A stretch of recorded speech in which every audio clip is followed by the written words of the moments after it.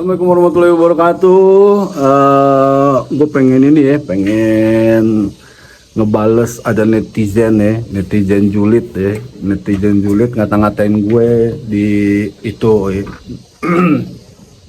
Ntar mah kedepannya kayaknya di komentar-komentar gue tuh bakalan gue tutup nggak bakal gue up lagi tuh. Bacotan netizen muhibin tolol gini nggak bakal gua up lagi ya. Kemarin yang terakhir kali jadi ngomong kayak gini, woi kamu ini siapa mau mengkritik Habib Umar yang jamaahnya jutaan? Coba kamu lihat gurumu si Fuad Pleret itu, dia di kampungnya sendiri aja nggak laku. Buya Yahya asli dari Blitar yang sekarang jamaahnya puluhan ribu di Cirebon. Terus si Fuad Pleret jamaahnya berapa? Paling jamaahnya yang model kayak loh, tukang fitnah, iri, dengki, sama orang-orang hebat. Anjir, gila kan? Orang hebat. Nah, ini gue cerita nih di sini nih. Gue iri dengki sama orang hebat. Apa sih hebatnya Habib Umar nih? Gue cek tuh ya, jasa-jasa Habib Umar untuk umat Islam, untuk umat Rasulullah di Google. Yang ada kayak begini nih, ini kayak begini. Malah ada tulisan jasa-jasanya Kiai Haji Hashim Asy'ari bagi umat Islam, kata Habib Umar. Jadi jasa-jasanya dia buat umat Islam tuh kagak ada ya. Coba kita bandingin sama bapak bangsa kita aja, nggak usah yang itu deh. Sama Bung Karno ya, sama Bung Karno. Bung Karno tuh waktu dia ke Mekah, dia ngelihat Padang Arafah itu tuh tandus. Akhirnya dia tuh ngomong sama raja Arabnya, nih tolong nih Padang Arafah ini ditanamin pohon gitu. Ada di negara gue nih pohon yang keren namanya pohon mindi. Akhirnya raja Mekah itu setuju. Akhirnya pohon itu dikirim tuh ke Arab. Sekarang tuh Padang Arafah itu tuh rimbun. Gara-gara siapa? Gara-gara Bung Karno. Bukan gara-gara Balawi. Kagak ada Balawi, itu jasa-jasanya beneran deh. Terus nggak lama Bung Hatta tuh syai tuh di Safa dan Marwah gitu. Itu jalurnya tuh bentrok, antara yang mau jalan sama yang mau balik tuh bentrok. Dia cuma ngasih ide doang. Coba deh bikin jalur 3 jalur nih, yang ada jalan pergi, ada jalan pulang, terus di tengah-tengah ada jalan buat orang-orang disabilitas gitu. Itu cuma ide kayak begitu doang, tapi wah itu gila kan.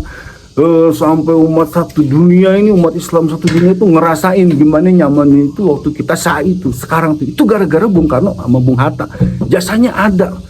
Terus waktu Bung Karno itu diminta datang sama itu Rusia, ini gue nggak mau datang gitu, kecuali lu nemuin makamnya Imam Bukhari. Akhirnya makam Imam Bukhari itu ketemu sama orang Rusia. Gara-gara Bung Karno. Terus Masjid Biru digunain lagi gara-gara Bung Karno.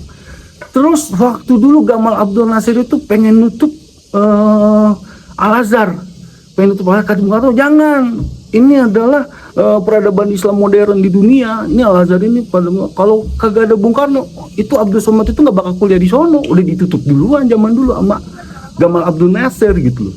Itu gara-gara Bung Karno gitu loh. Terus gue mau ngiri sama orang hebat kayak Umar bin Hafiz, mikir aja pakai otak gitu loh. Hebatnya di mana? Masa gue ngiri sama orang-orang kayak begitu gitu loh.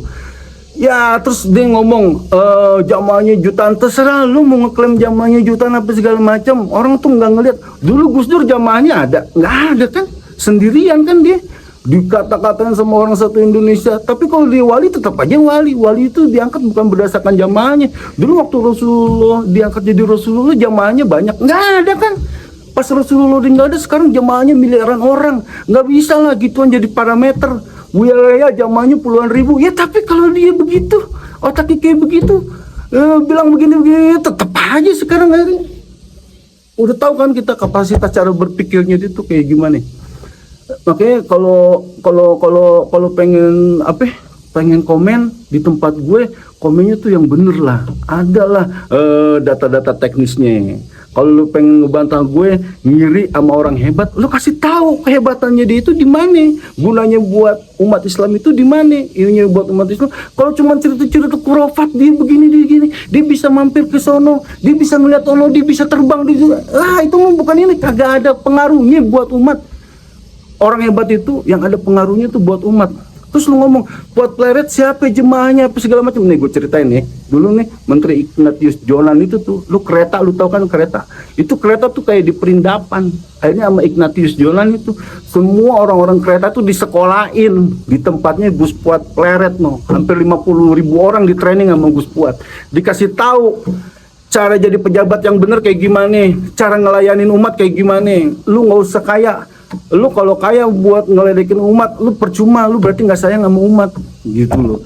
Lu kaya buat nyenengin umat Rasulullah, buat nyenengin umat Rasulullah. Makanya konsep, ya pokoknya gitu deh. Ada lu lihat sendiri kan sekarang kereta tuh kayak gimana, ini kayak gimana. Sampai sekarang kan kereta itu kan BUMN paling positif dan yang paling untungin bagi negara Indonesia gitu.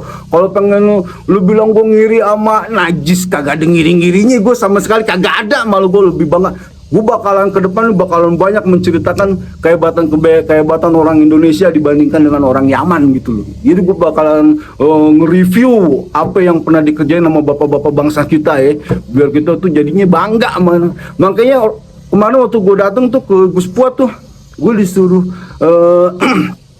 zikir la ilaha illallah Muhammadur Rasulullah Syekh Abdul Qadir Al-Jilani waliullah.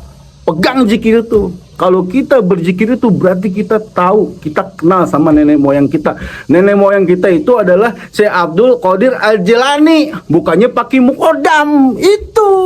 Nah, lebih keren Syekh Abdul Qadir Al-Jilani lah. Cucu-cucunya, keturunan-keturunannya apa segala macam, banyak yang berguna bagi bangsa Indonesia, banyak yang berguna bagi umat Islam gitu loh. Jadi kalau lu pengen ngomong dia itu orang hebat, kasih tahu kehebatannya tuh di mana, tulis di kolom komentar. Wah dia nih begini, dia begitu, dia datang ke negara ini berhenti perang, negaranya sendiri aja masih perang, ngurusin negara orang lain lagi. Jadi ke depan kayak komentar-komentar yang kagak bermutu tuh bakal gue skip, bakal gue iniin gitu.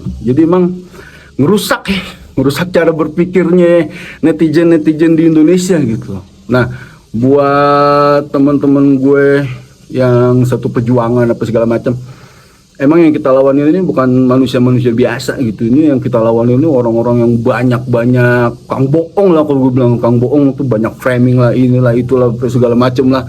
Dia ngomong tes DNA ada nggak ada, diurusin nama gini nggak ada, kesono kesini. Akhirnya apa? Kita ribut sama saudara kita sendiri.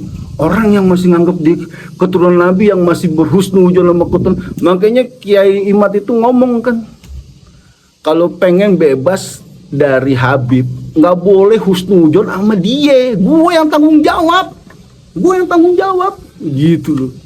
Keren dah. Pokoknya sampai di mana gue tetap bakalan berjuang.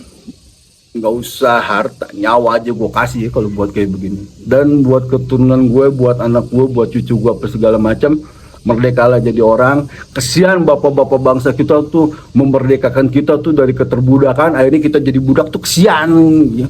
Kalau kita pengen nyenengin orang tua kita, kalau kita pengen nyenengin leluhur kita, merdekalah jadi orang ya. Jangan mau diperbudak sama orang, baik itu perbudakan fisik maupun perbudakan mental maupun perbudakan spiritual. Yaudah gitu aja dari gue Bang Jenny. Assalamualaikum warahmatullahi wabarakatuh.